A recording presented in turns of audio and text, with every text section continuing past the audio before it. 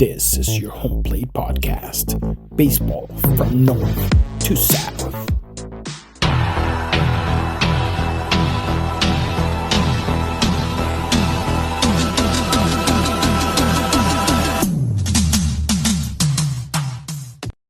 Benvenuti, baseball friends. We're here at our fifth digital at-bat of Homeplate 33. I'm your host, DJ Guarenas, and today I'm flying solo. But fear not, we definitely have plenty of content to go through today. Fresh off the plane, coming from Florida, we have a lot of surprises for you. Interviews with players, interviews with the manager. Also, we are talking to the commish here at the LNBA, Baseball Association in British Columbia. A little bit for Women's Month. Also, we talked about a couple of personalities there in Florida. So there's plenty to talk about and definitely for you to enjoy. And like we always say here, let's talk baseball. Spring training. All right, friends out there in the Cyber Diamond. Welcome back. Thank you very much again for joining us for this fifth digital at bat. Obviously, let's get this out of the way. Broken record, but it has to be said. You know how it is.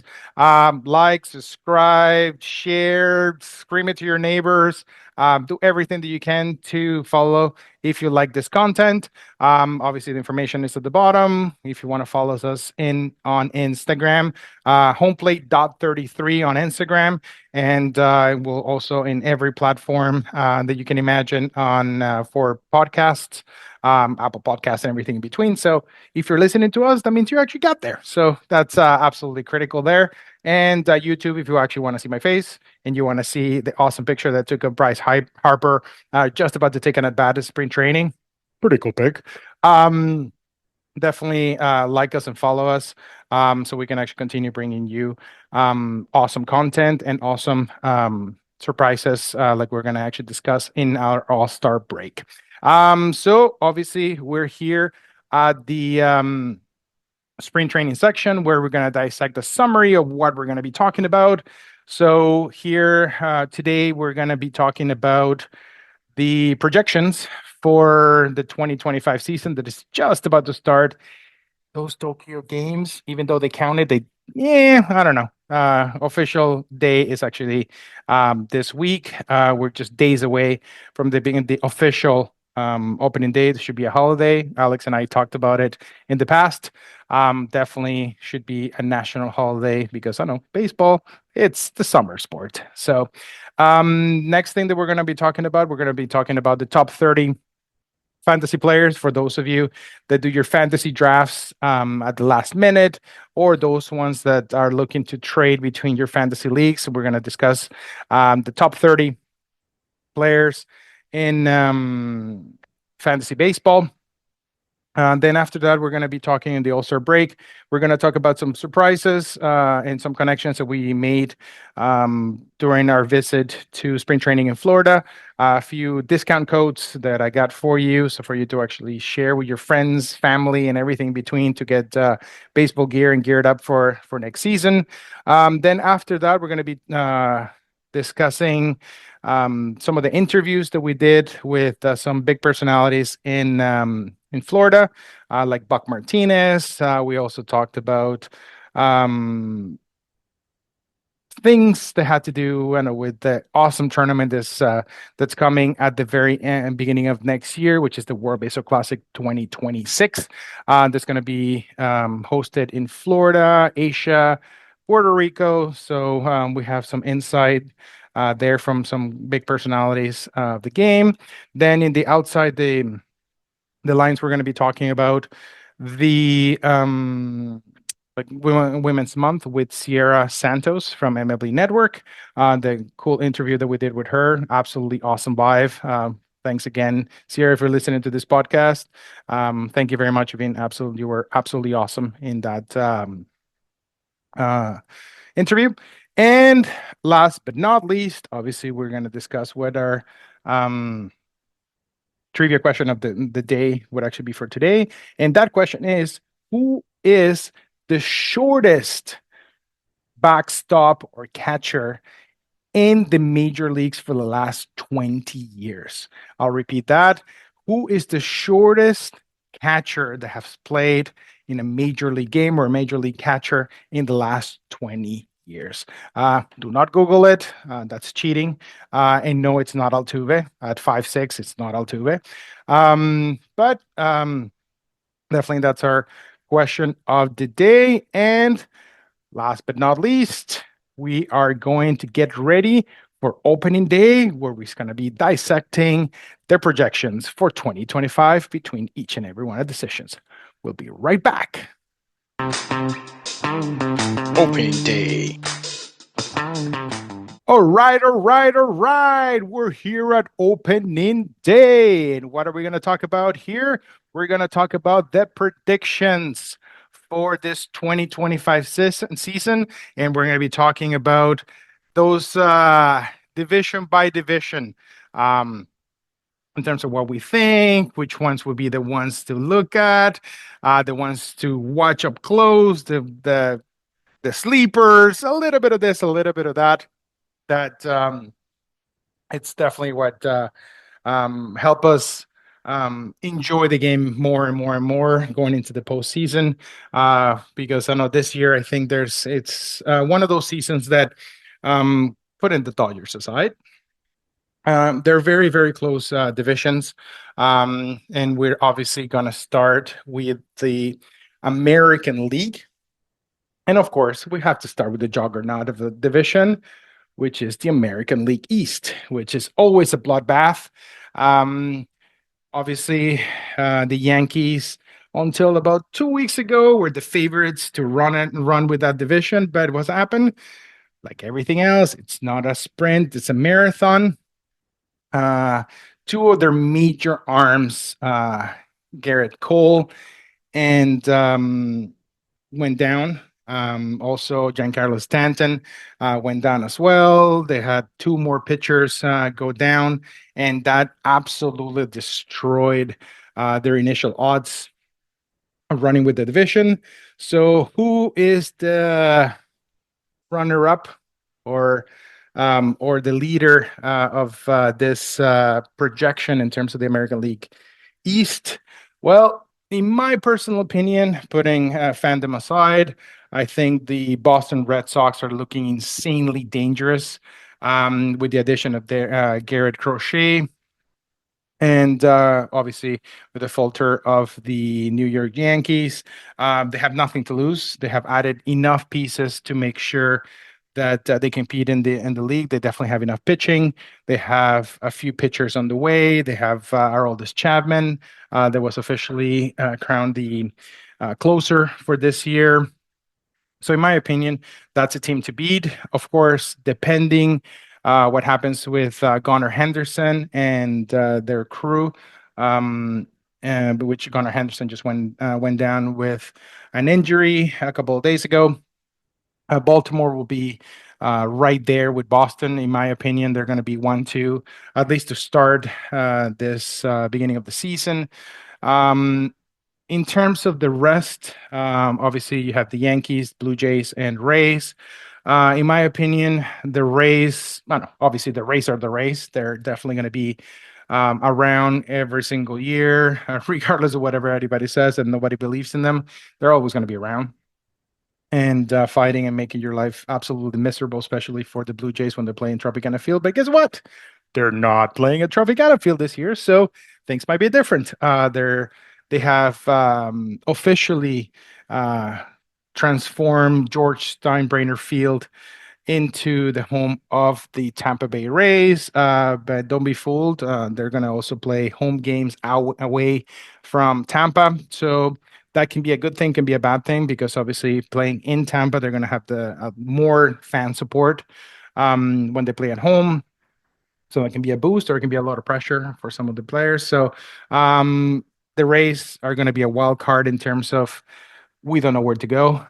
They definitely have enough pieces. One of their main comeback players in McCallahan just went down. Apparently, it's not a very serious injury, and with his apparently it's a tricep tear. So obviously, that puts a wrinkle into that rotation as well. In terms of the Yankees, they still have good pieces, but in terms of replacing Derek Cole and Hill, um, that those are two pitchers that definitely are going to be really, really hard to replace. Obviously, Cole it's done for the season because he's going to have Tommy John surgery. So they added Carrasco to the roster, so he's going to be probably the fifth starter or the lone reliever for the Yankees. So in terms of the pitching side of things, it's going to be really, really hard for them to overcome that. But again, they're the Yankees. You never know what's going to happen in terms of their additions. And again, not because of fandom, putting fandom aside, I think the sleeper, quote unquote sleeper, in this division are going to be the Toronto Blue Jays. They definitely have added a lot of pieces, a lot of veterans, a lot of great energy in that clubhouse. Just the addition of Max Scherzer into that rotation, which he avoided long injury with his thumb. He pitched a couple of days ago in Dunedin. He looked really, really sharp, but his leadership in the clubhouse definitely changes the mentality for a lot of the young guys. They're in that pitching rotation. Of course, Barrios is going to be Barrios. Is going to be the opening day starter. He's going to be the workhorse in that rotation. Kudos to Barrios for his work ethic and the leadership that he brings to that clubhouse. Then you have Gossman that doesn't have to be the number one; can actually sit back and be the number two and do his thing. Again, Scherzer can be the number three, alternating with Bound Francis, and then you still have Chris Bassett and Rodriguez to be the number six. So you have a solid rotation there. Again, health is absolutely critical there. You have established closer in Trevor Hoffman, and sorry, not Trevor Hoffman.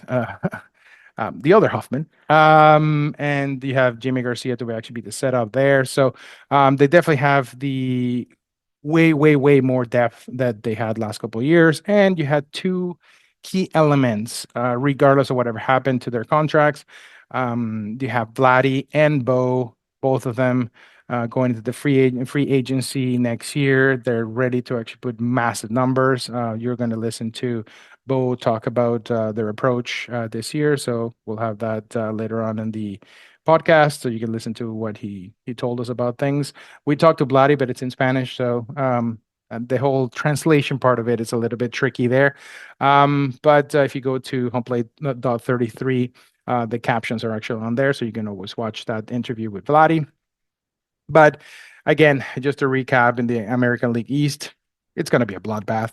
Any way you slice it, in my opinion, it's going to be between Boston Red Sox and Baltimore for that crown in that division. If Baltimore plays to their potential, obviously that's something that they didn't do last year in terms of like their true potential for the awesome stars that they have there. Same thing with Boston with the addition of Bregman. Officially now, Devers going to be in the DH. They got a couple of the prospects to actually play second base. You have Rafaela. They definitely have the pieces to do it, but they have a couple of question marks in their rotation. Danny Sandoval, which is one of the additions that they have to their rotation, it's not supposed to start until May. So anything can happen. I still think the Jays, they definitely have enough pieces to either run with the division or compete for the division, but I think they're going to be a solid candidate for the wild card in that division.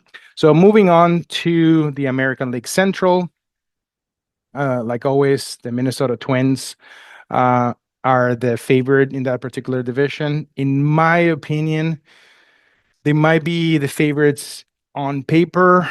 I don't, in my personal opinion, I don't think they're the favorites to win that division. I think that the favorites for me are the Detroit Tigers and the Kansas City Royals. I think they have a more mature crew. They have a more experienced group of guys that are hungry to win it all. Not that the Twins don't have it, but They have the history of injuries. Buxton, I think, was actually dealing with some issues already. Lewis already, it's already down with a hamstring injury. So they have always kind of struggle with injury. So it's gonna be tricky for them to run with that division. In my personal opinion, that division it's between the Detroit Tigers and the Kansas City Royals. But again, do not sleep on the Cleveland Guardians. They definitely have enough young talent to compete. But remember, they lost huge pieces in Andres Jimenez, one of the Baylor brothers that actually went to Arizona. So it's going to be a little bit tricky for them to compete. But again, they definitely did it last year. They have the one of the best closers, if not the best closer in the American League, in Emmanuel Clase. So it's going to be interesting. But in my personal opinion, that division is between the Tigers and the Kansas City Royals. And in terms of the third pushing hard, I would actually say the Cleveland Indians because I think health-wise and aging group, I think the Twins. I don't think they on paper again they're the favorite, but unfortunately they haven't actually lived to their expectation last couple of years. So that's my analysis in terms of the American League Central. Going to, in my opinion, the funnest division in the American League, which is the American League West. A lot of the teams, if I would be, I would have to say pretty much all of them added pieces to make a push for that division. Pitching wise, the Mariners, hands down, they have the best rotation, best bullpen, best middle reliever. Pitching wise, I think the Mariners are definitely the top of the class there. But again, batting is always that wild card there for the Mariners. I don't know. Last year, obviously, that debacle mid-season, they were running away with the division, and they couldn't hit the ball to save their life at the end of the season. So they ended up actually out of the playoffs. Houston is always there, regardless of whatever it is. They lost a couple of pieces. They don't have Kyle Tucker. They don't have Alex Bregman. The only one from the initial core, it's Altuve. Of course, you have the Altuve factor now, playing left field. So there's a lot of moving pieces there. But again, it's Houston. You never know what's really going to happen. It's going to be definitely a really tight race. In my personal opinion, I think that division is going to be between the Mariners and the Rangers. The Rangers added a lot of pieces in the back end of that bullpen um, that they missed last year. Uh, Obviously, you have a lot of guys that are ready and poised to come back, like Simeon, their shortstop. Seager. Obviously, they have moved enough of the needle to be contenders. So, in my opinion, the top two teams, I think the Mariners should be able to push harder this year. They have added Rowdy Tellez. They have added Donovan Solano, so they can actually help them out at third base. They brought back Polanco that finished the season like red hot and had an amazing spring training. Same with Julio Rodriguez, had an amazing spring training. They just extended Kyle Riley. So I think if they put it together, they should be able to actually win that division. But again, do not sleep on the Texas Rangers and the Houston Astros. No, I didn't forget to talk about the Angels or the Sacramento Ace or Ace. I don't even know what to call them anymore. Um, but I don't know, like I don't know, quietly, the Ace are definitely climbing in that division. Everything is very, very, very up close. But I still think that the Ace should finish between second, and third in that division at the highest. The Angels, unfortunately, I don't think they have the pieces. They have actually let go a few guys that they had a high ceiling, but they were not willing to wait for them. Obviously, Trout now is actually going from center field to right field. in terms of the pitching side, I don't think they have done enough. I don't think they even have a clear closer. I think it's going to be a closer by committee, if I'm not mistaken. So I don't think the Angels will be pushing for that division, but they're not going to be completely out of the race throughout the whole year. So it'll be interesting, but I think the Mariners, if they get their bats, they don't need to overproduce. They just need to actually produce enough to give their amazing rotation enough runs to win a game or two. So and with Andres Munoz. In the back end of the bullpen, he added a new changeup in spring training that looks absolutely filthy. That should be like a little tip there for those of you playing fantasy baseball. If you can actually trade for him, I think he might be the top closer this year. If it's not him, might be Chapman if Boston actually pushes really hard. So that's my pick for the American League West will be the Mariners and the Texas Rangers. Going into the National League, National League East, the clear favorite, in my opinion, it's the Phillies. I think is the most complete team besides the Dodgers in the National League. They definitely have everything. They have speed, they have power, they have pitching, they have enough power arms, they have enough filthy stuff in that rotation that they should be able to overcome what they had to deal with last year. I'm not saying that the Braves are going to let them run with that particular one. They get Acuna Jr. Mid-May, if I remember correctly. So the clear favorites, in my opinion, are the Philadelphia Phillies, with the Atlanta Braves going really, really close in there. The Mets, obviously, they added Soto, they added a bunch of people, but they also lost Manaya, they lost Frankie Montas. They should be back sometime before the All-Star break, but again, they already are, I don't know, going gently into the season. They also lost McNeil, so probably Acuna Jr., like Ronald Acuna Jr.'s brother, might play second base. They also lost to a hand injury Francisco Alvarez, their catcher. So they're going to start with a backup, and a pretty good backup. But of course, in terms of the bat, definitely not the same firepower that he had. Also, Elias Diaz apparently lost his closer's role because his fastball is not going any higher than 93 miles an hour. So there's a few question marks there for the Mets. They should be in the hunt. They should be definitely close or definitely pushing for that wild card in the National League, but I don't think they have the firepower compared to the Phillies and the Braves to push for that division. The rest of that division, I don't. Unfortunately, there's no point of actually talking about them right now because I think it's going to be between those three teams. Moving on to the National League Central, I think it's absolutely wide open. The quote unquote favorites on paper are the Cubs because they added Kyle Tucker. They added Brian Presley as well. But they lost Bellinger. Then now it's actually with the Yankees. So anything like I know it can be a very surprising result to that division, in my opinion, because that division is wide open. I think the Cincinnati Reds have a shot of actually winning that division. Why?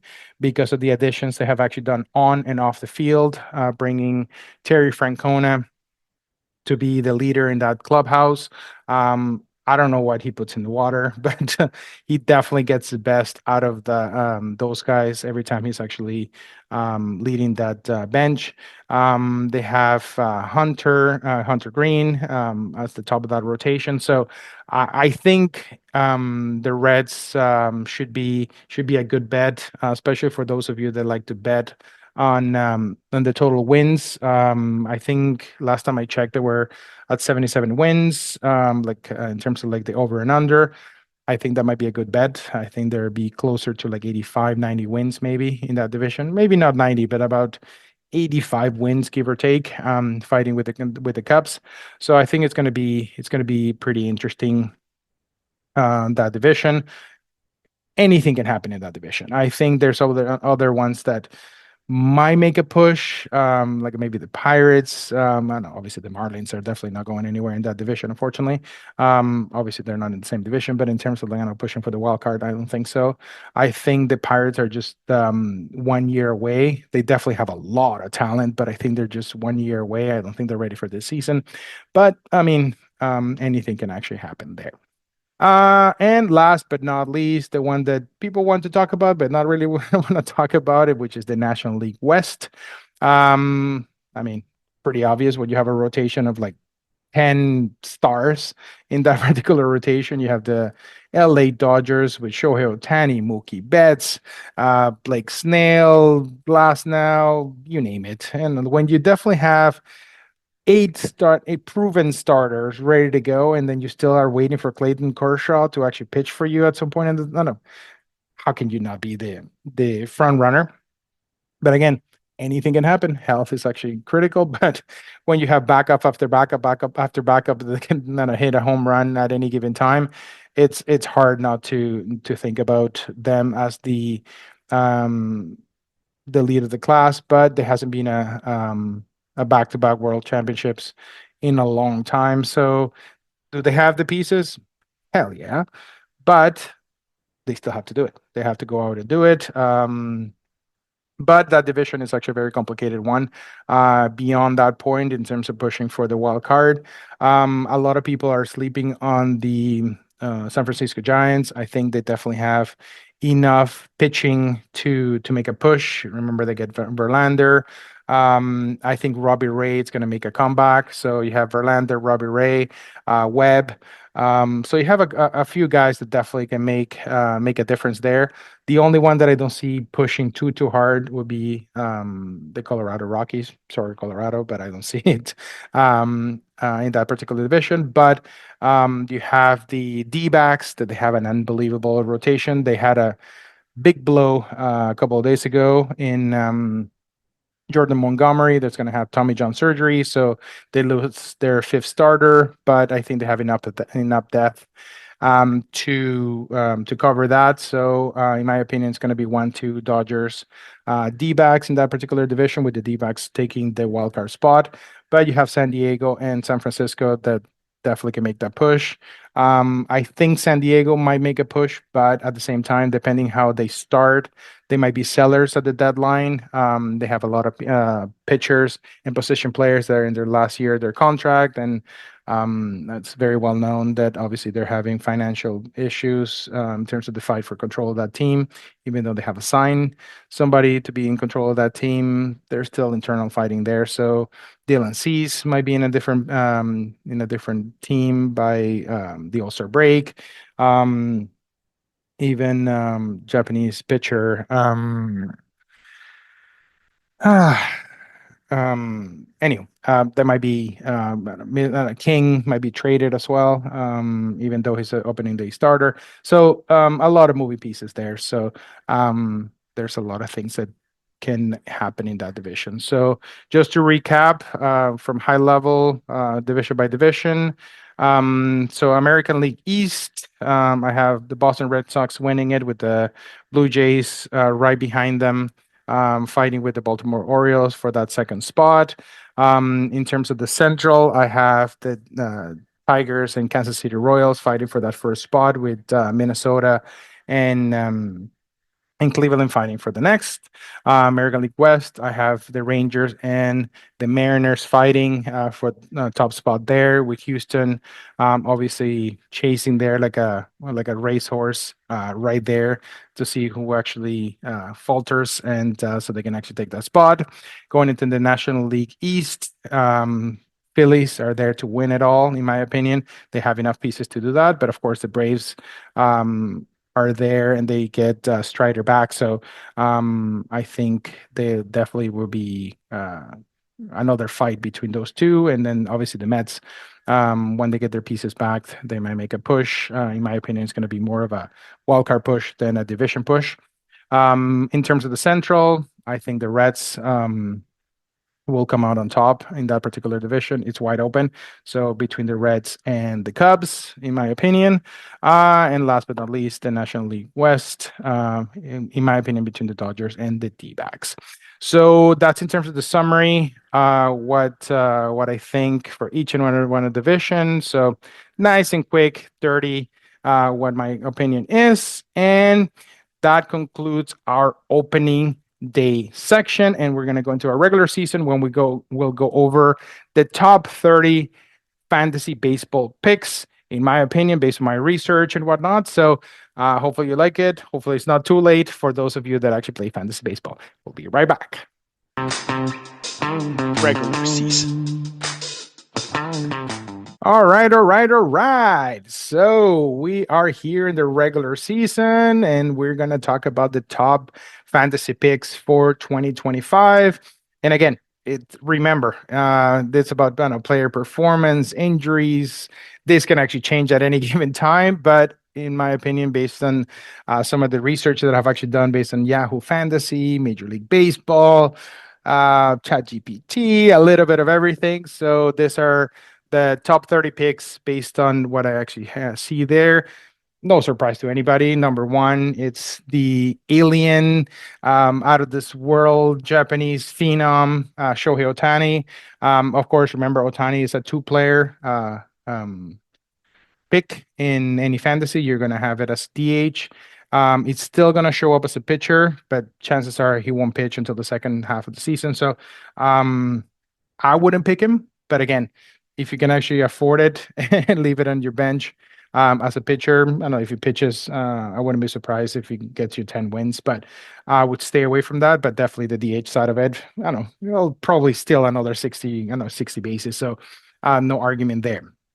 There's a number two, Bobby Witt Jr., another dynamic player. Definitely, in my personal opinion, one of the most complete, if not the most complete player in the American League. He can steal a base. He can, I don't know, do it in the field. Basically, do it all. So, not a Bobby Witt Jr., number two. Aaron Judge, number three, in terms of if you're looking for power numbers. But again, one caveat there, massive asterisk, is he had an abysmal spring training. So he might be a slow starter this year. So if you pick Aaron Judge, you might have to wait and see how he evolves. Number four, we got Jose Ramirez. He's always been an all-around player, massively underrated, in my opinion, one of the most underrated players in the major leagues.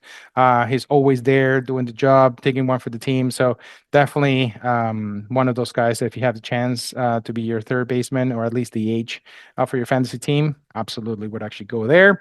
Number four, Mr. $700 million contract, Juan Soto. Elite player, high offensive production. If you're looking for a DH type of thing, if your fantasy league has defensive metrics there, I would pick a different outfielder there.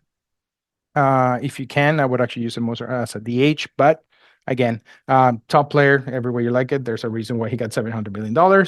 In my opinion, I know that's overpaid, but if you wanted Soto, you were going to overpay regardless. Number six, Ellie De La Cruz from the Cincinnati Reds. If you want speed, stolen bases, power, massive high ceiling, the power combination part of it. Definitely, if you want a combination between power and stolen bases, Ellie De La Cruz is your pick. At number six, then at number seven, I think it's a little bit higher than I would actually put him, but I mean, seems to be consistent across the board. Kyle Tucker, that now is actually playing with the Cubs. He's changing leagues. He might have to adjust a little bit more, but again, sometimes what happens is when they change leagues because the league is adjusting to it. To him or to his swing. So usually the numbers go a little bit high and then take a not necessarily a nosedive, but the league adjusts to it and it kind of evens out. So you might get higher numbers at the beginning of the season and then lower numbers like mid to late season. But I mean he's a premier player there in the National League. So at number 8 we have Corbin Carroll for the Arizona Diamondbacks. I mean, he was a rookie of the year. Enough said. He definitely has a lot of power, steal, good hitting. So if you're looking for average contact hitter and a lot of stolen bases, that's definitely your guy. Number 9, Gunnar Henderson. I don't, I know like him and obviously Bobby Witt Jr. are at the top of the class at the shortstop position, but he just is coming from an injury, so slow start there. So you might have to actually kind of look for a guy that can hold the fort for a little bit. But again, massive power. So can bat for average as well. Stolen bases, even though the stolen bases might be a little bit low this year, definitely a consistent guy there at number 9. Number 10, Fernando Tatis Jr., high ceiling player. If you're looking for power and RBI there, that's your guy. Defensive metrics, in my opinion, as an outfielder, I would say like even though he's flashy, I think he's overrated from the defensive part of it. But from the batting part of it, it's unbelievable. So definitely one of those picks if you're looking for home runs and RBIs and extra base hits. Number 11, I think it's another guy that's massively overrated. In my opinion, he should be in the top 10. But across the board, he's actually on around between 10 and 15. I have it at 11, which is Mookie Betts. The nice thing about Mookie Betts is he can play multiple positions. At least for Yahoo Fantasy, he's labeled as 3 positions: second base, shortstop, and outfielder. So basically, you have a 3-player in one. If you're in a roto league, you have a little extra flexibility there. That's a batter that can actually bat for average, can steal a lot of bases. So all around player there. At number 12, we have Julio Rodriguez from the Mariners. Horrible year for his standards last year in terms of what was expected of him. Monster spring training. So I think he's gonna kill it this year. At least that's a hope of the Seattle Mariners in terms of that. They're definitely putting all their eggs in his basket and Cal Riley behind the plate. So I think Julio Rodriguez is definitely going to have a monster year. That's why he's at number 12. Number 13, Mr. Placata, Vladimir Guerrero Jr. And like if you want production, he can give you everything. He can give you average, he can give you power, he can give you RBIs, extra base hits, on a free agent year. He wants to prove to the world that he's the man. So I expect him to just absolutely explode. I know there's a hope. Here's where the fandom actually comes in. I hope that there's a discussion with him mid-season so he can actually stay a Blue Jay. There's a lot of rumors going around that even though he said that he's not going to negotiate, apparently there's an offer on the table for the money that he originally asked for. So you never know what can happen there. Number 14, we have Francisco Lindor. Consistent offensive guy, clutch guy. The only thing, abysmal spring training. Of course, we all know that spring training games do not mean anything, but for those of you that are actually looking to those nitty-gritty stuff in terms of spring training, he had a horrendous spring training, but he's notoriously slow starter. So, I don't know. Proceed with caution with Francisco Lindor. I think it's going to be absolutely great mid-season and whatnot, but at the beginning, you might have to wait and see. Halfway through the list, number 15, Jordan Alvarez, elite hitter, perfect DH, even though it's actually labeled as an outfielder. I don't think he's going to be playing much outfield unless the Altuve experiment goes on the wayside. So I think Jordan Alvarez, if you're looking for that power RBI production, it's definitely the way to go there. If you're looking for an outfielder that can rover between outfield and DH in your roster, definitely the way to go. Going into pitching, these two can be interchangeable in terms of how amazing they are. At number 16, Paul Skeens, the ace of the Pittsburgh Pirates. I don't know, the guy's unbelievable. In terms of like high strike rate, one, if not the highest prospect in the game. Hopefully he actually stays healthy because he's absolutely filthy. So if you're looking for Not necessarily wins, because of course you can actually throw eight shutout innings and still lose 1-0. And they're in a team that doesn't hit a whole lot. So I would actually, if you're looking for like strikeouts and quality starts, obviously that's a great choice. But if you're looking for wins, unfortunately, he might not give you the wins that you're looking for. So it all depends on what your league it's looking for. At number 17, Tarek Skubal. Honestly, Triple Crown winner last year. So enough said. I think he's poised to have another unbelievable year in the mount for the Tigers.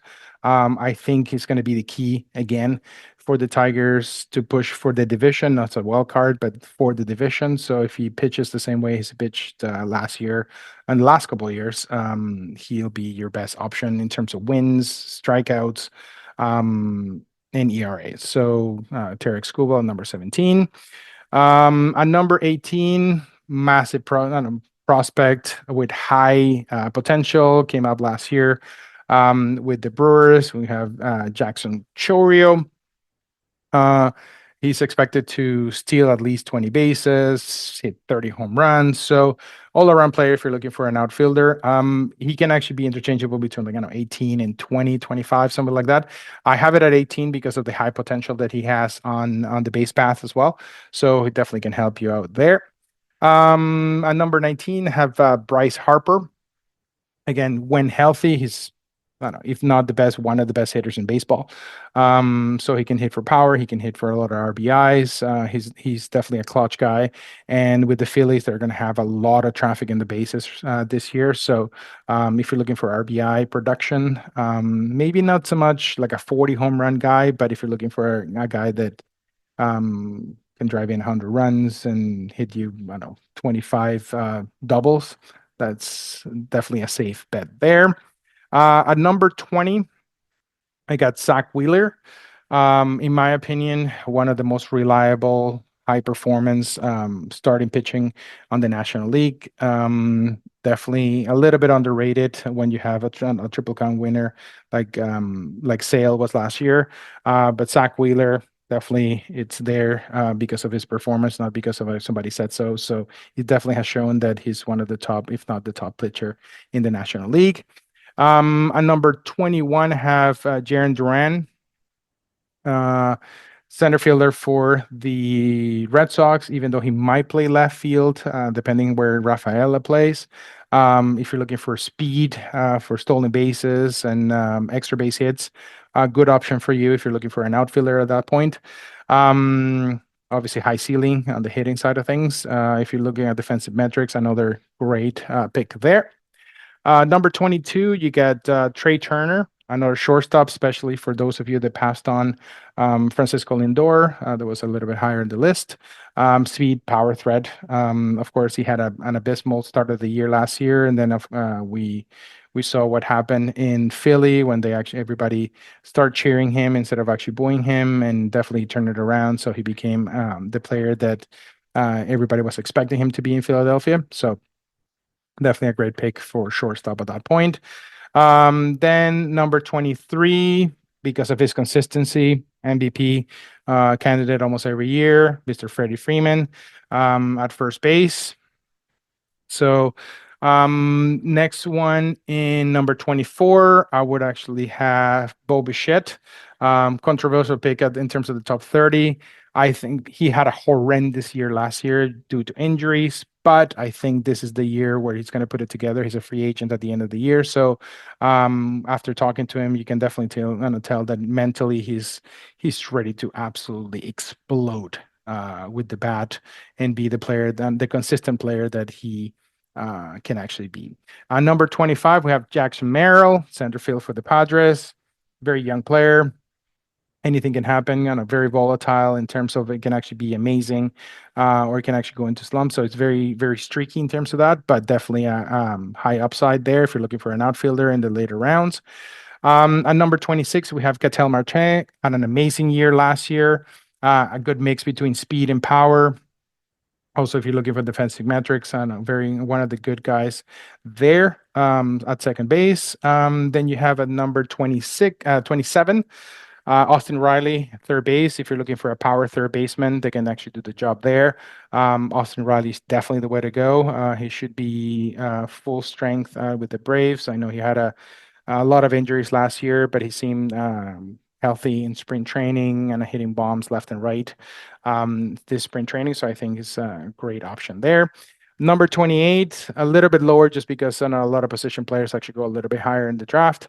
But Logan Gilbert, the ace of the Mariners rotation, I think even though they have a lot of talent in that rotation, the way Gilbert goes, the rest of the rotation goes in terms of like streaks, no streaks, in the support for their offense. So I think Logan Gilbert at 28, if he's available at the 28th pick, do not miss that. Number 29, Matt Olson, first baseman, with massive home run numbers. So if you're looking for RBIs and home runs and you're looking for a first baseman, I think that will be the way to go. And last but not least, in our top 30, Garrett Crochet, especially on the win side of things. Remember, he's coming from the White Sox with no support whatsoever, 100 plus losing season.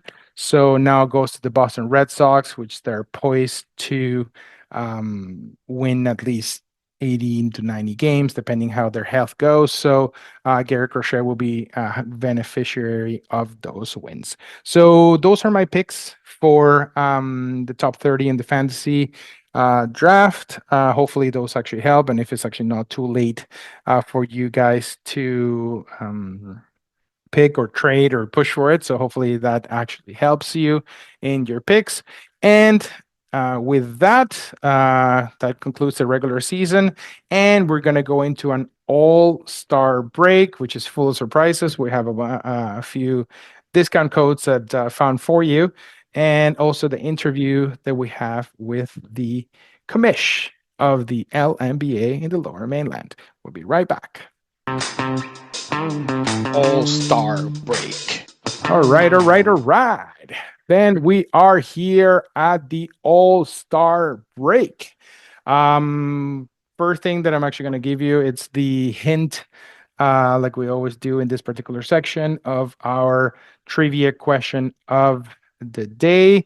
The question was, it's the shortest catcher in the last 20 years in the major leagues, and it's not Altuve. The hint is this catcher has the biggest catching mitt collection in the majors, and he's known for that for having, you know, like a very extravagant collection of mitts, catching gloves. So it's known for that. Do not Google him, please. I know, like, obviously, I'm trying to make it a little bit harder for you guys, but try not to Google it. But yeah, so it's definitely somebody that has been underrated in terms of the value it has actually brought to the team. Known for his framing abilities. And I'm going to leave it at that because otherwise I'm going to give you the answer. So, in terms of the things that we have actually found for you, I'll put it in the notes of the podcast. Is we have actually partnered up with a couple of companies, a Canadian company actually, a Mark Lumber company out of Quebec. They have graciously giving us a discount code for you guys to advertise here in the Homeplate 33 podcast. So if you go to marklumber.com and you use the discount code Homeplate 33, you'll get a 10% discount of your purchase, apparel or bats. Their hard maple bats are like primo. And bueno, for those in purchases, if I remember correctly, over $150, it's free shipping. So can't go wrong with that. So again, marklumber.com, promo code HomePlate33, you'll get a 10% discount. Moving on to another great partner that we actually have here, we have guardianbaseball.com. They have gratefully giving us another code, Homeplate 33, for your purchase. They have a lot of baseball equipment. They have shoes, especially for the young ones in the house. They have a lot of flashy sliding pads and batting gloves and cleats and whatnot. If you use Homeplate 33, you'll get 15% discount. It's guardianbaseball.com. And last but not least, for those of you, especially for us that are playing adult baseball, if you're playing with wood bats, obviously that vibration with a fastball inside, it kind of hurts a little bit more than it used to used to hurt when you were 19.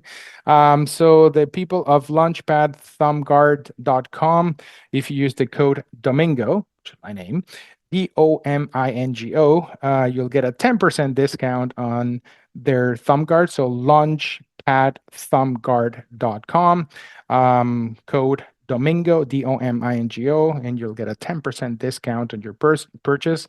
They're amazing. They're really, really thin, and they actually help you with the grip of your bat, because it has a very unique design that actually allows the barrel of the bat to actually fit into it. So that way it helps you grip the bat a little more solid.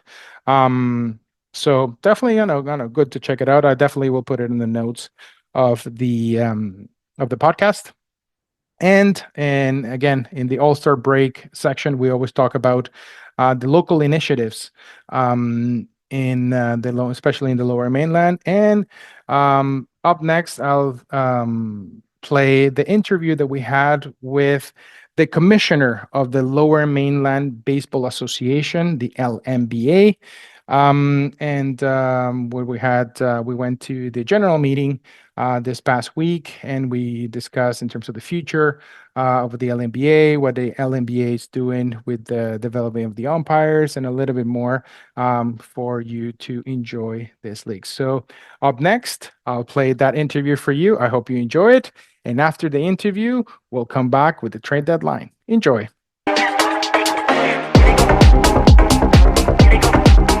Hello, baseball friends. We're here in Richmond, British Columbia, today talking to the commissioner of the LMBA, Ward Gogol.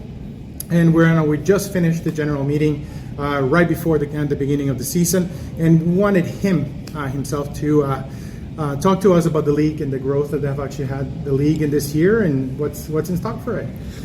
Well, what's in stock is another successful season as we've had year after year. We had 2 new teams join our league this year, which was very nice to see, considering since COVID came and we lost quite a few teams. And, now it's time to head the other way. The good part is the programs that are available, for young men and women that want to play can come and join us. Absolutely. Right? We did originally have a women's team, but the Saturday mornings didn't work for them. Yeah. Which was too bad, Yeah. But they were a good group of girls playing ball, Yeah, they play for the Canadian national team. Yes, exactly. A few of them, So they were pretty good. So we had a team come in this year from Cloverdale. It was a junior team. They maxed out their age, so they moved on. And then, with the growth in the Fraser Valley, which is where I can see the growth of our league going, is out east. From Langley heading out to Chilliwack. And, there are rumors that there's teams that want to join in Abbotsford, which would be fine. Awesome. We got to keep growing. If guys want to play ball, then hey, let's make it happen. Right? And that's one of the things that's why I wanted to make sure that you actually had a voice in our podcast, because I wanted to make sure that not only the kids can play, but the adults can play. The parents definitely should have a place for them to enjoy themselves, and they still have the skills to actually do it. And of course, the LMBA, it's definitely the perfect example for that venue for them. Well, to enjoy. this is it. We set in 2 years ago. This is year number 3 of the 60 plus. Yeah. Right. We started that. We're still growing, but that's something that is new. You have the 45s, over 45s, the over 30s, and the over 18s. So there is opportunities for all age groups, for guys that maybe didn't play like myself. I didn't play from 18 till 44, and then I got back into playing. I played 1 year in the 30s, and then I played in the 45s, which I still do, and I play on the 60s. Yeah. So, as long as your body is good, by all means, we want you to come out and have some fun. It's competitive, but it's, recreational ball. But, the caliber is in the 18s and 30s are pretty darn good. Very competitive. Every way you, and then one of the things I know for our listeners that definitely want them to actually understand what you actually mean. Not only it's recreational ball, but it's very compatible. We have guys that actually play, like for example, in the Chilliwack team, they'll be one of the guys that actually play in the World Baseball Classic. Yes. There's going to be guys that came from college, kind of guys that actually came from professional teams that definitely round up not only that family atmosphere, but also that competitive part. Yeah, well, exactly, and that's the one part that has really blossomed is participation with families, right? The guys bring their kids. The wife comes out, and they make it an outing. Exactly. The baseball is just a part of it. Yeah. It's not everything, but it's a part of it. And it's wonderful to see. And like I say, more teams are moving further east. Yes. Right, which is okay. That's just the way the world goes. Exactly. And it's important to understand that the availability to play ball from North Van all the way to Chilliwack is there. Exactly. Right. So so hopefully this gets out there, and even the junior teams move up and find a place in our league. Exactly. Continue on. Like you say about the college guys. Like before we didn't permit guys that played college ball into our league. Yeah. In the junior leagues, right, which usually finish in May. In May, yes. Right. So now I said, why not? Exactly. These guys just want an opportunity to play, and it's like, well, you know what? If there's a lot of good ball players, we tried to spread them out on the teams to make it fair. Yeah. Right. And the competitiveness of all these teams is really good. Yeah. Year after year, yes, there are a few, but the majority of the teams are very good caliber. Yeah, and also one of the things, and for those of you that are listening to us that actually want to get involved, and also the opportunity to actually play with family, which is actually one of the things that sometimes people take for granted. I know that you can actually, fathers and sons can actually be playing in the same team, whether it's at a 30 and over, or they're kind of coming back to the game and understanding that, and that's something that the LNBA has actually allowed people to actually kind of do that. And obviously for me that have actually been part of the league as a player for about 20 years, we definitely appreciate the work that you guys actually do to allow us to actually do that part. So that's definitely great to recognize. And another thing too that you guys actually do a really great job about is also not only increase the profiles of the players in the game, but also the umpires. I know one of the things that was actually discussed today. Can you talk about some of the initiative with the umpires? Well, it's been interesting over the last few years. Brad Wolf, who is the umpire in chief of ours that works within our association, him and I have worked together in help improve their skills as well as helping us out. And like we discussed today, was having a 3-umpire system for the playoffs, which we've used the last few years, but now we're going to have it during the regular season, so those guys can get some experience, which is just like playing ball. You play, you get experience. You umpire, you get experience. Exactly. So it goes hand in hand, and then it saves a little bit of riff. Definitely.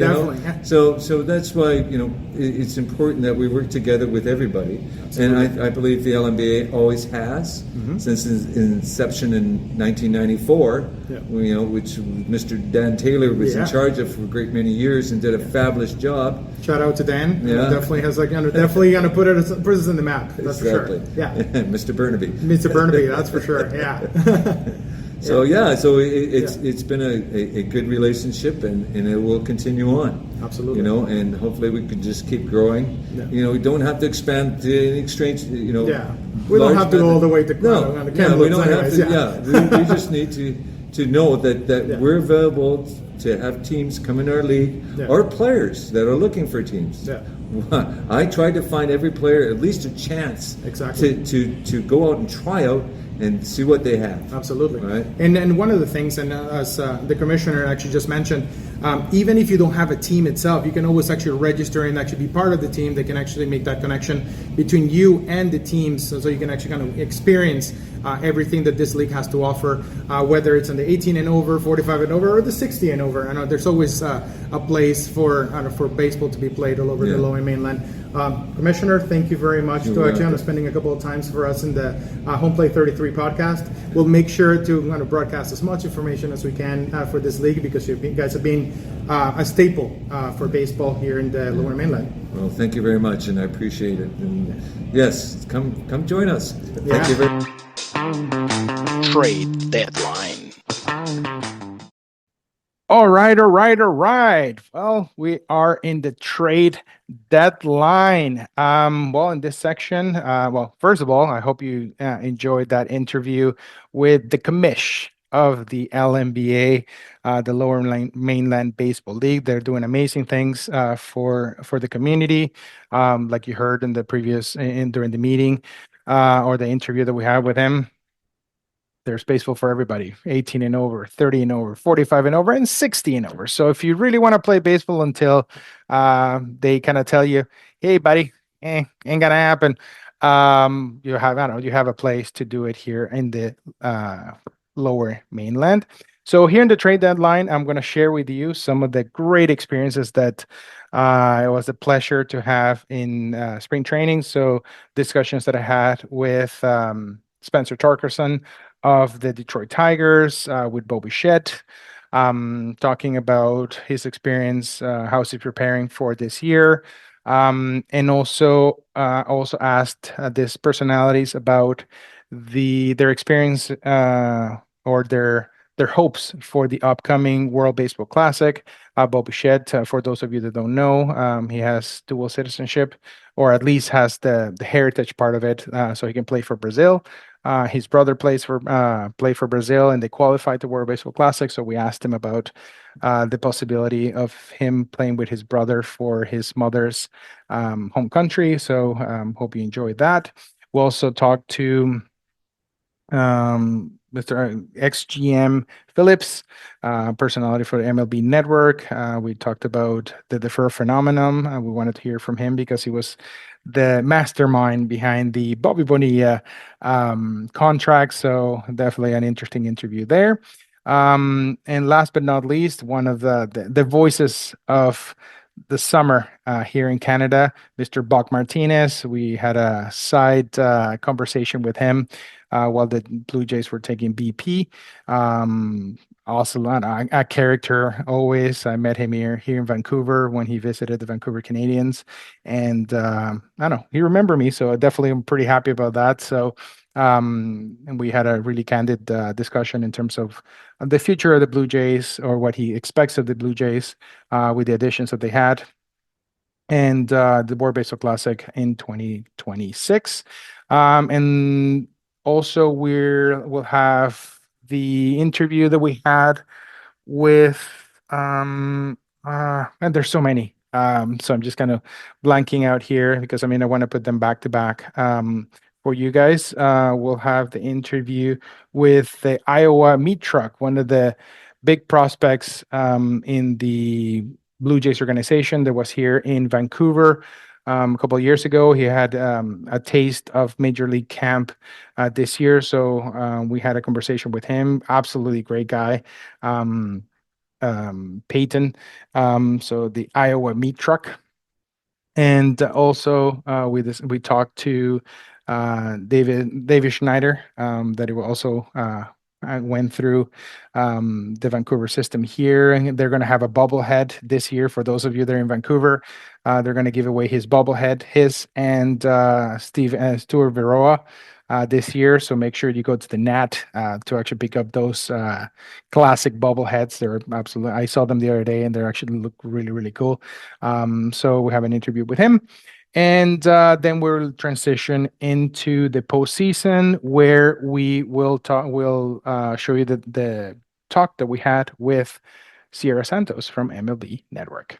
All right. I hope you enjoy those interviews. We'll have them back to back, and enjoy what we talked to those personalities at Spring Training 2025 in Florida.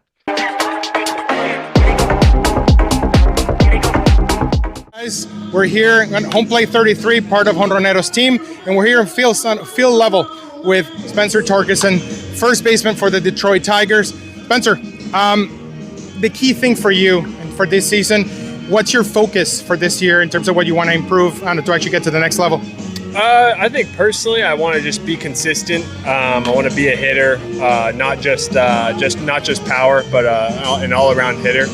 And then all the intangibles, be a great teammate, show up every single day, try to get better, and that leads to a lot of wins. Another thing, of course, I know you had the pleasure to actually work with Miguel Cabrera in terms of personalities. We all know the story of him giving you the glove as passing the torch to be the first baseman for this organization. What does it actually mean to actually now add Gleyber Torres at second base, having Javi Baez in the middle of the infield for this team moving forward? Gleyber's an unbelievable player, but going back, Miggy's an unbelievable human being, unbelievable teammate, unbelievable player. That's who, as a right-handed hitter, you strive to be. He was a complete package, could hit for power, could hit for average, got on base. It was a great teammate and won a lot of games in his career. So, but adding Gleyber is it's a huge, improvement to our team, to an already really good team and good roster. So it only helps us. So far he's been awesome. I've talked to him, and he's a great person. Yeah. And one thing that I always actually intrigued, that nobody actually thought that the Tigers were going to make it all the way through last year, because everybody said, oh yeah, they're just a couple of years away from making the playoffs because of all the talent that you guys actually have. What's going to be the key this year to actually continue that trend of actually being the team to beat in that division? I feel like we're the only people that believed in us, and that's really all we cared about. Is as long as we believe in each other and believe in winning every single day. That's all that matters, and I think we just carry that momentum, carry that mentality of kind of being an underdog, and that no one really expected it except us, and we're cool with that, because we expect to win, show up to the yard every single day expecting to win, and it's a good feeling, when you trust the guy next to you, and you're playing for that guy as well. Oh, well, thank you very much, Spencer. We wish you the best for this season, and the Tigers are going all the way through and actually kind of continue the winning ways. Benvenuti baseball friends. We're here at Homeplate 33 with Bo Bichette, one of the main stars at this Blue Jays team. There's going to be fighting for the AL. How are you, Bo? I'm doing all right. How are you? Excellent. Bo, one thing that's actually the most important thing that I always admire of you, it's how consistent you have actually been last few years. But last year was definitely an atypical year for you because of injuries and everything else. How do you mentally prepare for this season? Just try to get my body in the best place I can and get ready to come out here and compete and play the best I can. So I'm excited for the season. Obviously, we have actually asked Andres a million times how it actually feels to play with him, with you. How do you feel to actually play with another Gold Glove at second base, and what can you learn from Andres? Yeah, I've always loved playing against him. He's one of my favorite players. So just to be able to learn everything from him, he's the best infielder in the game, and I'm excited to keep on working with him and see what we can do this year. And I know you got to go. I know you get ready for the game. But the last question, and we talked about it in the clubhouse, you have the opportunity to actually do something that not everybody actually has a chance to do in the WBC with Brazil and play with your brother. How do you see those chances to actually kind of enjoy that family connection there for the World Baseball Classic and actually play for Brazil?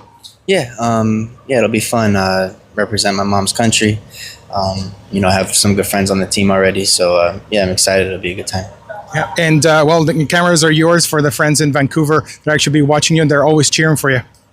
What's up, guys? Thanks for watching. There you go. Well, that was Bo Bichette. We're wishing him the best and lots of health for this 2025 season.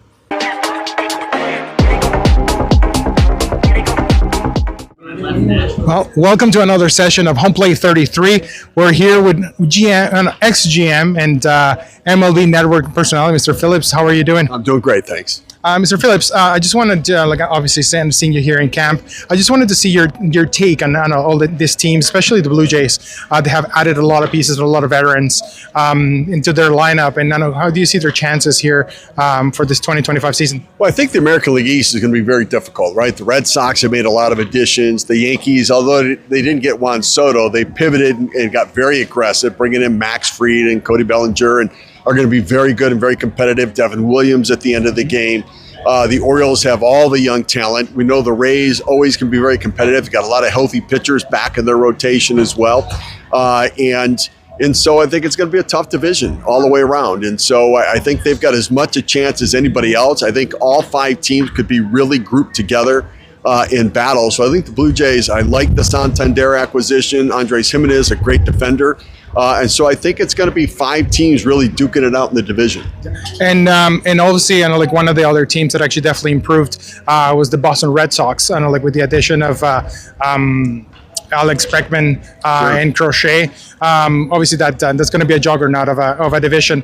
I also wanted to actually talk to you about like this deferred money phenomenon that's actually going around the majors. I know it's not something new, but the Dodgers definitely have taken advantage of it this year.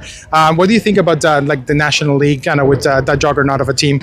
Yeah, I mean, the Dodgers are obviously a really strong team, and deferred compensation has been there for a long time, and they've taken advantage of that business plan. But I think a lot of people don't understand deferred compensation in that money has to be funded. It has to be put in an account earmarked for that player. And every team has that availability to do it. And so it's not like you can really kick the can down the road. It has to be put in an account. And so, it has to be there for them. So it's an avenue that teams are able to use, and it's a mechanism to be able to try to manage your money a little bit, but ultimately it's got to be paid. And so, the Dodgers have been able to use that in a way. And I think for players, it is a forced savings program, which for many players would be a really nice tool for them too, to be able to use. So, but the Dodgers have a very strong team. And what they've been able to do is to put a business plan and a baseball plan rolling in the same direction. That because the baseball is successful, the business is generating revenue, they put it back into the baseball team, making good decisions, which gets the business plan going, and they've got it going in that direction. And so, at some point, one of the two might give out a little bit and get out of sync, and it might pull it back a little bit. But right now, listen, people are complaining about it, but we've not had back-to-back World Series champions in a long time, and we'll see if the Dodgers can be the first to do it since the Yankees back in '99 and 2000. Yeah, and it's definitely not a sprint. It's definitely a marathon every single year, and injuries are definitely key. And then like the Dodgers are definitely no strange to injuries and so on. And just pivoting just a little bit, and then I'll let you go. And thank you very much for spending some time with us.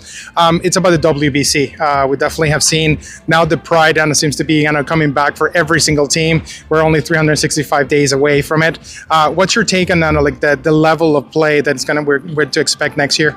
Oh, I think it's going to be. It only keeps getting better. And I think that the passion is getting deeper and stronger too. I think that we're seeing each country becoming more passionate with it. And I think that even for Team USA, I think it's become more passionate too.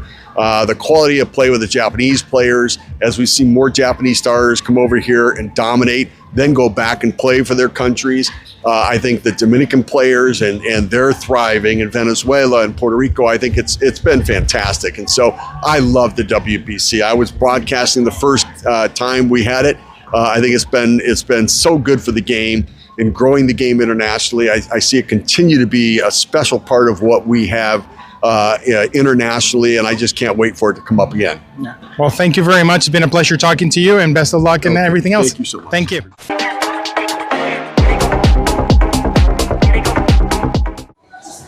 All right, Peyton, how are you doing today? Doing good. Just finished the game, having a good time. Feel pretty good. Peyton, how does it feel, and especially spending time in Vancouver last year, how does it feel to actually be with the Major League boys in spring training today? It's always fun getting to watch them, especially a guy like for me, get to watch Vladdy play. It's a big thing. Like I like to see how he plays, see how I can take stuff back, and it's just always a cool experience.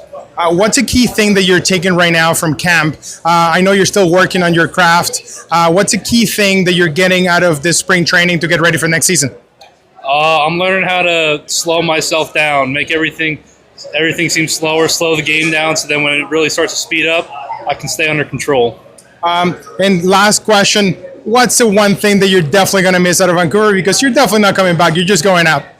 The fans. The fans are great. The city's great. It's definitely a place that when I'm done, I would love to go back to Vancouver to see it again. Well, Mr. Meat Truck, thank you very much. And obviously, the cameras are yours to actually kind of say hello to your fans in Vancouver. That definitely will actually appreciate it. Thank you guys for all the support. Always love having you guys watch. Would love to have you guys follow along for my journey through baseball and be there every step of the way. Thank you very much.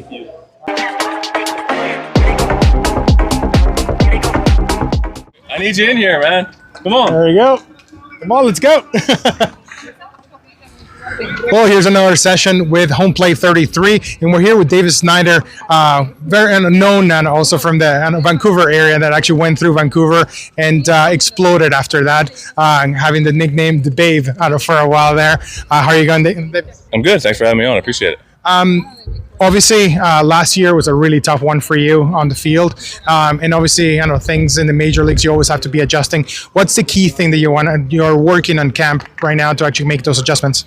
Yeah, I feel like last year I was trying to do a little bit too much coming off of 23. I felt like I needed to live up to that expectations a little bit, so I tried to do a little bit too much. So this year, I was trying to get back to what I do best, seeing pitches, working the counts, swinging the pitches I know I can handle.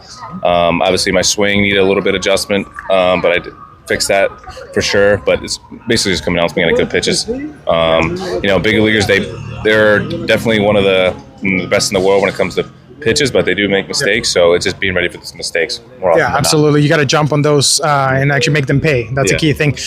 David, one of the things obviously with the addition of Andres Jimenez at second base, obviously, which is one of the roles that you actually had last year, now I'm assuming in your case you have to kind of keep working a little bit more on other positions to make sure to be ready. Which one is that position you're working on right now to actually make sure that you have a staple spot in that lineup? Yeah, just left field. I feel like playing multiple positions definitely helps the team. So wherever I can be thrown into on the field, I feel like is going to help the team win. We have a lot of good players on this team, Andres included. He's been one of the best defenders in baseball, can still swing it too. But like you said, we do have a stacked lineup here. So it's going to be tough, but, it's just the way it is. It's the way life goes. Just got to grind through it, make sure you're doing the right thing on and off the field, and good things will happen. Oh, absolutely. And of course, I cannot let you go without talking about the story about your glove. I can see that you still have it there. I thought it would be actually framed by now. You're one of your coaches. Can you tell us, for the people that know about that story, tell us about it a little bit more and what it means to you to be on the field? Yeah, I found it in 2021 going into the 22 season. I found it in the Lost and Found, with a place where I get lessons at and train at. So, technically I stole it, but it was there for about a year and a half. I saw it. It fits my hand really well. I like how gloves kind of come in that floppy look, and this definitely fits that role. But yeah, I stuck with it ever since. And then when I got called up, it kind of, got out on Twitter. Hazel tweeted out and kind of blew up into a story. The ex-big leaguer, John Vukovic, used it. His son knew John Schneider, our manager, so it was kind of weird how it all kind of came together like that. But I still use it, still my gamer. I'll probably never get rid of it. There you go. Yeah. I know. Whatever brings you the most luck and most comfort, that's a key thing in this game, of course. Well, David, thank you very much. And always and the cameras are yours to send a hello to the people in Vancouver that definitely cheer you on for 2 seasons. Yeah, I appreciate it. Vancouver has been one of my favorite places to play at. The people were great out there. The fans were great. So definitely appreciative of all the people out there. And it's one hell of a baseball town. Well, thank you very much, David. Thank you. And have a great season and lots of health. Thank you.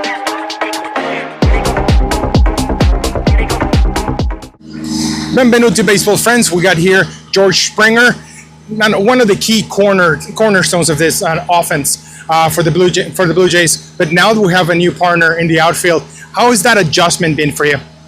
It's been good. He's been great. Just to get a chance to kind of hear him talk. Obviously I played against him, so I kind of know what he can do. But just to kind of hear how he goes about his day has been good. And for you, I know obviously there's been talk, going back and forth between right field and left field. Is that still something that's happening?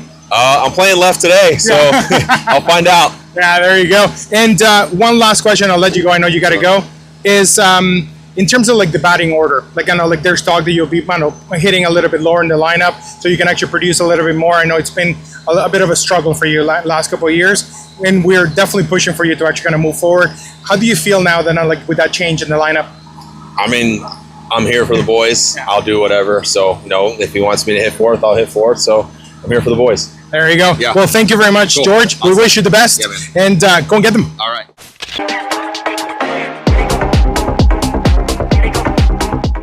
welcome to Homeplate 33. Here we're with Buck Martinez, the voice of the summer here in Canada, and for the Blue Jays for years, and hopefully more years to come. How are you, Buck? I'm doing great. Good to see you. I'm glad you're here in Florida. It's first time you've been to spring training? Absolutely, and definitely a little bit different than Vancouver. In terms of the crowds and the sounds of spring, definitely enjoying every second of it. Buck, definitely you have been to a lot of spring trainings, not only as a player, but as a broadcaster. What has impressed you in camp today for the Blue Jays? Well, I think the biggest thing is everybody knows they have to bounce back. Last year they won 74 games. And, Bo Bichette's healthy. That's an important thing. Andres Jimenez is going to play second base.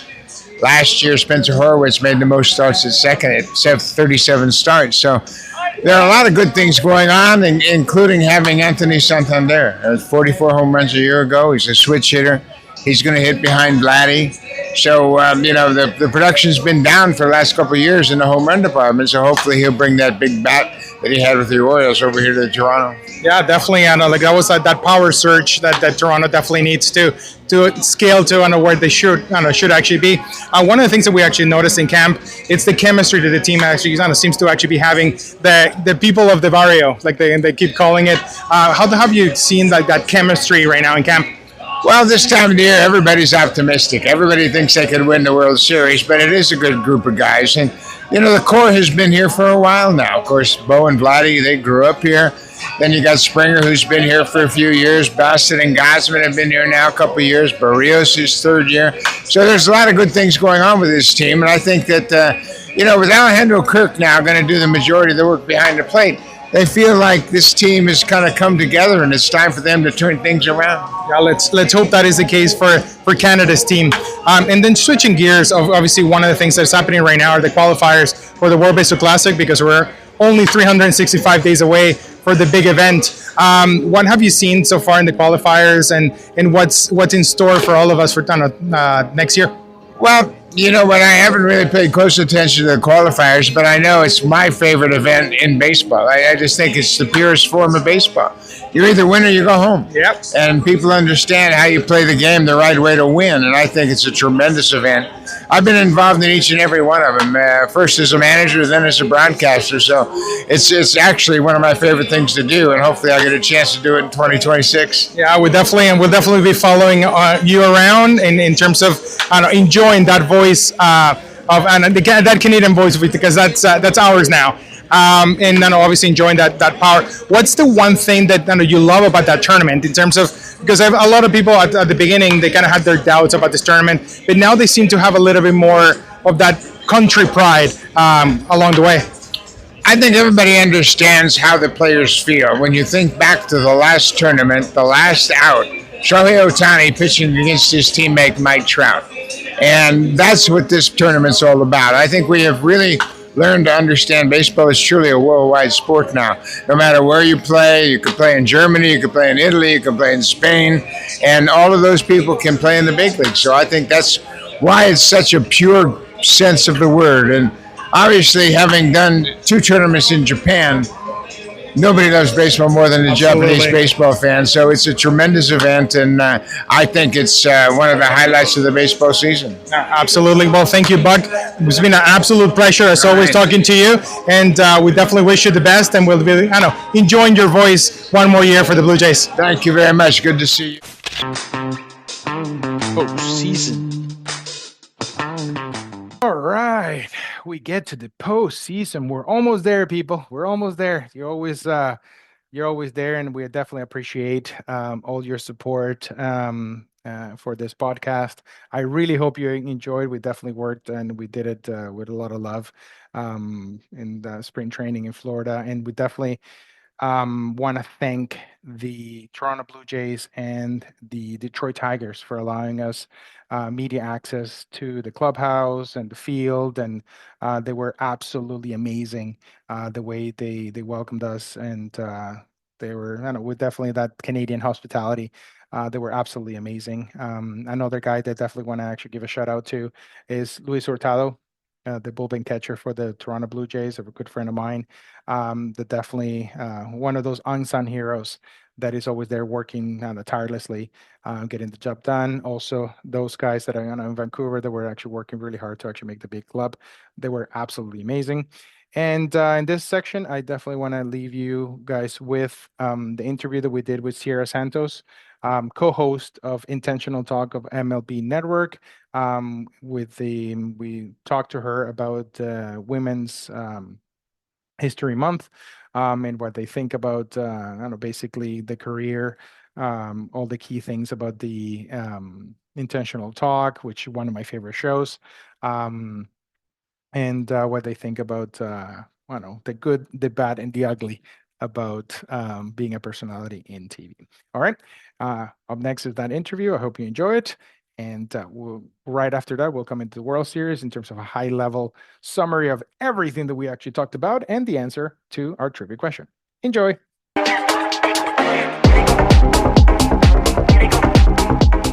Benvenuti, baseball friends. We're here at Homeplate 33 with a very, very special guest from MLB Network and the star, because for me, it's actually the star, or Intentional Talk, Siera Santos. How are you? Oh, I'm doing fine, and that was quite the intro. I don't know about star. We let Kevin Millar be the star because it's his show. It's his world. We're just living in it. Yeah, well, but it's Kevin. I mean, I know Kevin doesn't look like you. So there you go. And the chemistry you have with the players and everything else, Kevin doesn't have that. Oh, no, Kevin absolutely does. His number one question is who has the best shower body. And after that, how can you not love him? Exactly. One of the things that I wanted to actually kind of have you on the channel is because it's obviously Women's Month, celebrating Women's Month today. And then obviously all the things that you have actually gone through in MLB Network and have you grown and also being a personality in MLB Network. What's the thing that actually makes you the most proud to actually be where you are right now? I would say the journey. It didn't come overnight. It took a long time to get to MLB Network. And that's one thing when I'm mentoring young women, I ask, they say, I want your job. And I said, well, are you willing to wait at least 10 years to get it? Because it took well longer than that, actually, when I think about it.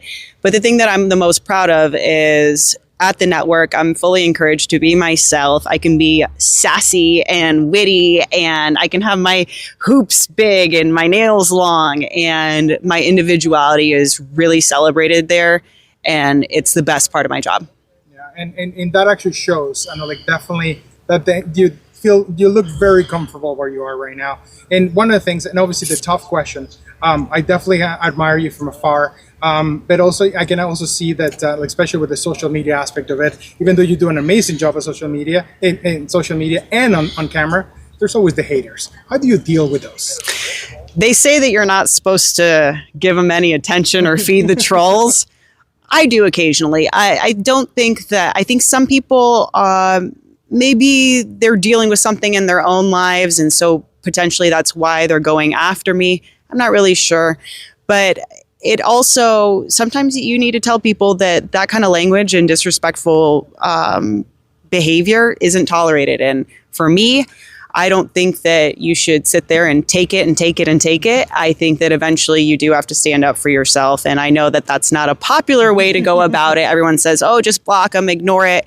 But if somebody's consistently sending you messages over and over, you give them the response, and then hopefully they learn their lesson that that's not a kind way to treat people, and it's not necessary. Yeah, no, and definitely, and I have to say, even though sometimes you engage with them, and sometimes it's definitely needed for people to understand that you're a professional and definitely that deserves respect in every way possible. Well, Siera, thank you very much for spending a couple of minutes with us at Homeplate 33, and we wish you the best, and definitely will be enjoying Intentional Talk at the beginning of the season. Yeah, let's go Women's History Month. There you go. World Series. All right, we are here in the very last section of our podcast, the World Series. High-level summary time, topics for the next episode, and answer to the trivia question of the day. Massively high level, American League East, Boston Blue Jays, and Baltimore should be 1, 2, 3. I think Boston should be, if they put it all together, they should be the ones to to run with it. American League Central, Kansas City, and Detroit. American League West, Mariners and Tigers, and Mariners and Texas Rangers. American League and National League Central, Cincinnati.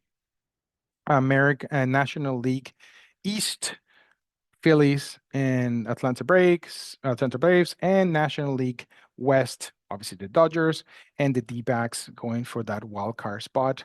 And then the Mets definitely fighting for that last wild card spot. So I don't know, anything can happen. Of course, health is going to be absolutely critical, but the Dodgers should be able to cruise through at least the division side of things, and then anything can happen in the postseason. In terms of the top picks, I mean, I'm not going to go through the top 30 because, I mean, there's a lot of them. I think the ones that you should absolutely, if you have a chance on a top pick, I would actually go Bobby Witt Jr. Basically has everything that you have to, that you need. Jose Ramirez, don't let it go too far down. Zach Wheeler, that's another guy that definitely I think it's going to be a massive high ceiling. If you're looking for one of those guys that are not in the top 30, but definitely can help you out a lot, especially with stolen bases, is the outfielder for the Nationals, Wood. It's definitely an upcoming prospect that definitely can help you out with the stolen bases part of things. So, yeah, so that's in terms of like the high level part of it.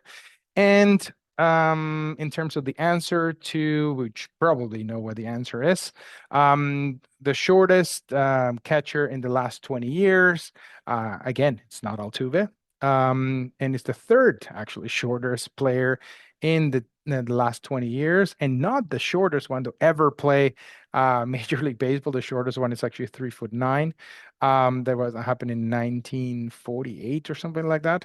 But that catcher, which in my opinion is massively underrated in terms of the leadership that he brings to the team, is the Captain Kirk, the catcher for the Toronto Blue Jays. And the reason why we got him to be the answer for our trivia question of the day is because he just got a 5-year extension to stay with the Toronto Blue Jays, and he definitely has earned it. We also had an interview with him spring training. Again, if you go into in my Instagram, homeplate.33 in Instagram, you can definitely listen to it and with the subtitles, because obviously the interview, it's in Spanish. We talked about not only how hard he worked in the off season, but also how proud he is to be basically, if not one of the captains, or one of the leaders going into the World Baseball Classic for Mexico. So definitely we want to congratulate him with his new contract extension with the Toronto Blue Jays. I think it was long overdue. The Blue Jays definitely need that leadership to continue moving forward, whether they rebuild or not, depending how the Blatty and Bo saga end. But congratulations to Captain Kirk, Alejandro Kirk from Tijuana, Mexico. And what's up next for the next podcast is probably going to be in about 2 weeks. I have a few trips that I have to do, family trips. Looking forward to that. So I'll be posting on my Instagram stories, a little bit more of this, more of that. Hopefully, we'll be talking about opening day, what the first 2 weeks of the season has actually started being, and then obviously we'll talk about the injuries and how everything is shaping up, and prospects, and how the opening week started. Hopefully, we'll be this weekend at the Mariners and Ace opening day weekend. Stay tuned on the Instagram feeds for you to actually watch what content we have for you. All right. Well, thank you very much again. I'll put the codes for the sites I have actually found for you to enjoy and continue playing baseball on the notes of the podcast. And again, like a broken record, like, follow, subscribe, shared, and all that fun stuff that everybody talks about in terms of supporting this channel, so we can actually continue bringing you not only up-to-date information, but discount codes and from our partners as we move forward. All right. Well, thank you very much. And remember, here we talk baseball and Homeplate 33, baseball from North 2000. Thank you.